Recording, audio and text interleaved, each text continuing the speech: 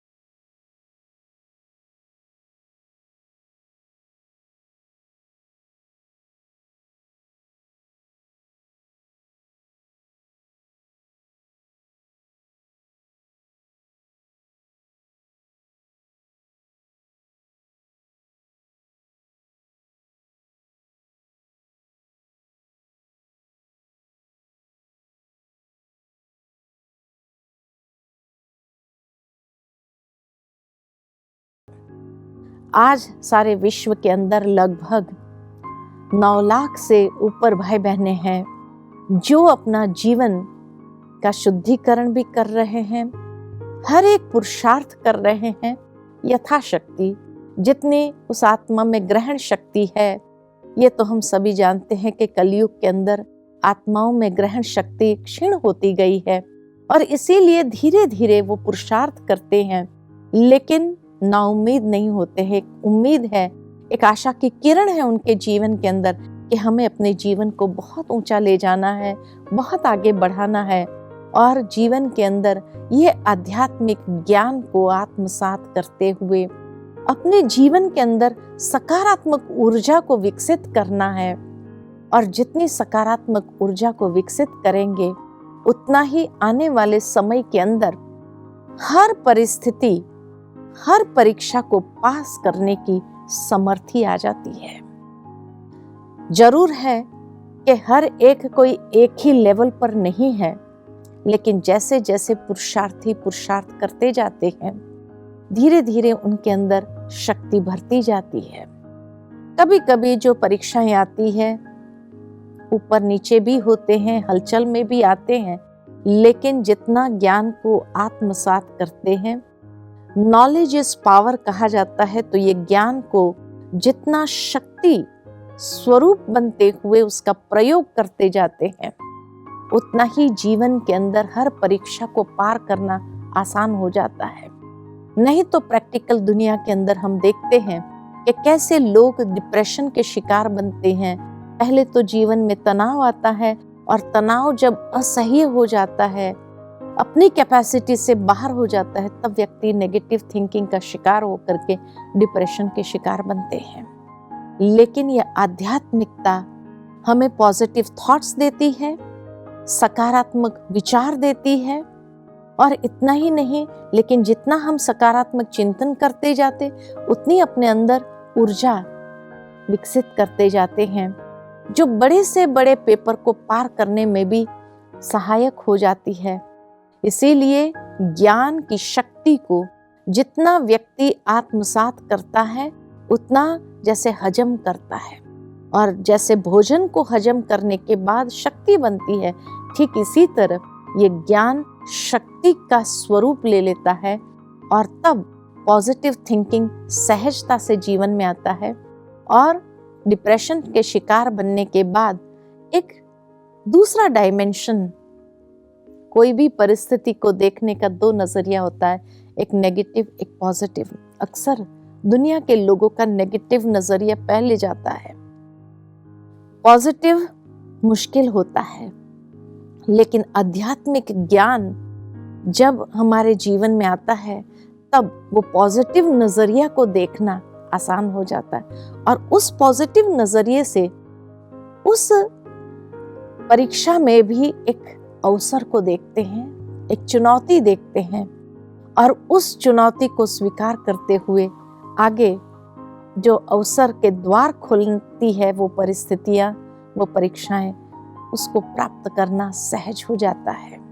तो इसीलिए हम आप सबका भी आह्वान करते हैं, ये मत समझना कि ये आध्यात्मिकता रिटायर होने के बाद बुजुर्ग अवस्था के लिए है। नहीं, बुजुर्ग अवस्था में ऐसी कोई परीक्षा नहीं आती है। परीक्षा का दौर तो यंग एज में है, टीन्स से ही आजकल तो आरंभ हो जाता है कि जैसे एक बच्चा अपने टीन्स में प्रवेश करता है वैसे ही उसके लिए अनेक चुनौतियां होती है, अनेक परीक्षाएं हैं जिसमें कभी कभी वो नर्वस हो जाता है, डिप्रेस्ड भी हो जाता है। तो इसीलिए आध्यात्मिक ज्ञान की आवश्यकता उसी एज में है। पिताश्री जी ने भी ये बोर्डिंग स्कूल खोला था, तब इस ईश्वरीय विश्वविद्यालय की जो नींव है वो बहुत मजबूत है कि आज 83 साल के बाद भी ये ईश्वरीय विश्वविद्यालय उसी फोर्स के साथ, उसी शक्ति के साथ आगे बढ़ती जा रही है। अनेक बहनों को, अनेक कुमारियों को ये एम्पावर करती जाती है, अनेक भाई बहनों को इतना एम्पावर करती जाती है जो बड़े से बड़ी परीक्षा को पार करना उनके लिए आसान हो जाता है। तो आह्वान करते हैं कि बुजुर्ग अवस्था के लिए आध्यात्मिकता नहीं है, मेडिटेशन बुजुर्ग अवस्था के लिए नहीं है, लेकिन जिस समय जीवन की कसौटियों से गुजरना होता है उसी समय जितना आध्यात्मिकता और मेडिटेशन के द्वारा आत्मिक शक्ति विकसित की होगी उतना ही हमें हर कसौटी से सहजता से निखरते हुए पास हो सकेंगे। तो इसीलिए हम आप सबका भी सहज आह्वान करते हैं, आइए और प्रजापिता ब्रह्मा कुमारी ईश्वरीय विश्वविद्यालय की शाखाएं या क्लासेस या सब सेंटर्स आपके शहर में भी जरूर होगा, वहां पर जाकर के आप अवश्य इसका लाभ ले, ज्ञान की मुरली सुनते हुए अपने जीवन को धन्य बनाते चले। तो प्रजापिता ब्रह्मा कुमारी ईश्वरीय विश्वविद्यालय में अनेक एक्टिविटीज भी चलती है। ब्रह्मा कुमारी की एक सिस्टर कंसर्न भी है जिसको कहा Rajyoga education and research foundation, जिसके अंतर्गत हमारी कई विंग्स चलती है, कई प्रभाग है और ये प्रभाग अलग अलग क्षेत्र के अंदर, खास करके प्रोफेशनल क्षेत्र के अंदर कार्यरत है और लक्ष्य यही है कि आध्यात्मिकता का समावेश इन प्रोफेशनल क्षेत्रों के अंदर कैसे किया जाए ताकि उसका लाभ हर कोई, हर वर्ग वाले, हर क्षेत्र वाले उसका लाभ ले सकते हैं। उसके लिए जो हमारे एडमिनिस्ट्रेशन विंग है, एग्जीक्यूटिव्स विंग है, ये विशेष कंपनीज के एडमिनिस्ट्रेटर्स, एग्जीक्यूटिव्स के लिए कई कोर्सेज तैयार किए हैं, positive thinking courses, self management courses या स्ट्रेस मैनेजमेंट कोर्सेज या स्ट्रेस फ्री लिविंग कोर्सेज, ऐसे अनेक प्रकार के कोर्सेज तैयार करके उन एग्जीक्यूटिव्स को अपने प्रोफेशनल क्षेत्र के अंदर तनाव को कम कैसे करना उसकी शिक्षा भी देता है और साथ ही साथ मेडिटेशन की टेक्निक भी बताते हैं। साथ ही साथ आर्ट एंड कल्चर विंग है। आज आर्टिस्टों को भी कई प्रकार का स्ट्रेस जीवन के अंदर आ जाता है। एजुकेशन विंग है जो छोटे छोटे बच्चों के अंदर चिल्ड्रंस पर्सनालिटी डेवलपमेंट कैंप चलाते हैं। ब्रह्मा कुमारीज के सेंटर्स हेडक्वार्टर्स में भी यहाँ मई मास में कैंप चलता है, जहाँ सारे भारत से बच्चे आते हैं और बहुत सुंदर एक आध्यात्मिक जीवन शैली, आध्यात्मिक दिनचर्या में सारे बच्चे चलते हैं। और सही में कई बार वो बच्चे जाकर के अपने माता पिता को भी अच्छी अच्छी बातें सुनाना शुरू करते हैं कि वो क्या सीख करके जाते हैं। इसी तरह यूथ विंग है जो विशेष यूथ के लिए कई प्रोग्राम्स और विशेष करके क्रिएटिव प्रोग्राम्स लेकर के आती है, ताकि आज के यूथ जो है कई बार रास्ता भटक जाते हैं जीवन के अंदर और कई बुरी संगत में चले जाते हैं, तो किस तरह से यह आध्यात्मिकता उनको एक नई दिशा, एक नई किरण दिखाती है, एक नई ऊर्जा उनके अंदर डेवलप करती है, ताकि वो कोई भी डिसीजन लाइफ के लिए जब ले तो वो डिसीजन सही हो उसके जीवन के लिए। तो उसके लिए कई कोर्सेज, यूथ के क्रिएटिव कोर्सेज चलते हैं। कहा ही जाता है यूथ इज फॉर क्रिएटिविटी, तो हमारे कई क्रिएटिविटी के कोर्सेज चलते हैं। तो साथ ही साथ रूरल डेवलपमेंट विंग है जो विशेष गांवों के अंदर हरित क्रांति, श्वेत क्रांति को लेकर के कैसे उसमें आध्यात्मिकता का समावेश करें, क्योंकि हम सभी ये समय प्रति समय समाचार सुनते हैं कि किसानों को किस तरह से निराशा प्राप्त होती है और कहीं न कहीं आत्महत्या के शिकार बनते जाते हैं।